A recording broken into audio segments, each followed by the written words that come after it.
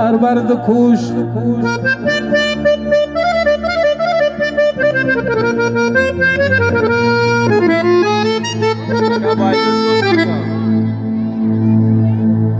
چو آهنگی رفتگان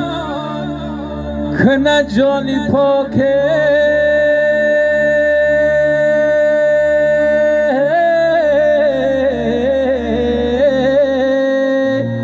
چی بر تخت مردن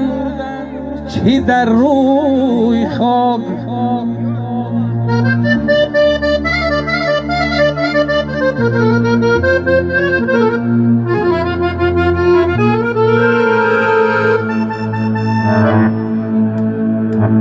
زبان زهر را زرگر بیداند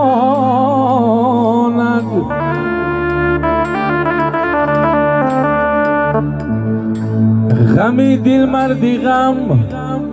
هر بر بیداند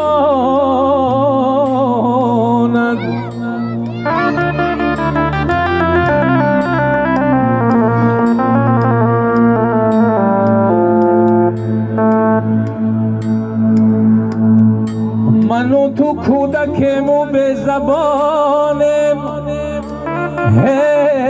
زبانی کودکی مادر بیداند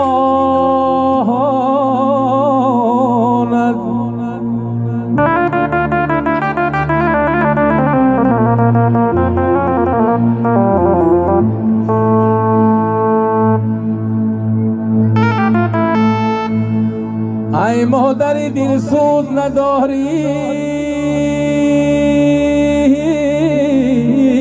خبری من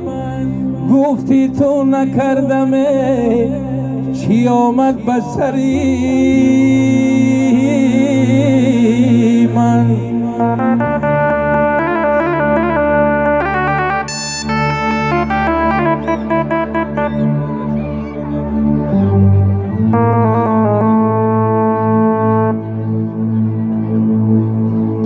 در شهر مسافر نکشی ہے جوان را آیا کی کند قبره کی دوزد کفنی من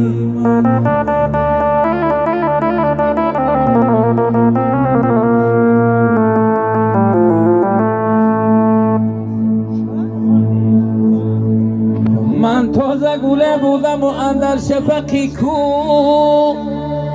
پر پر شده افروخته شده بال و پری من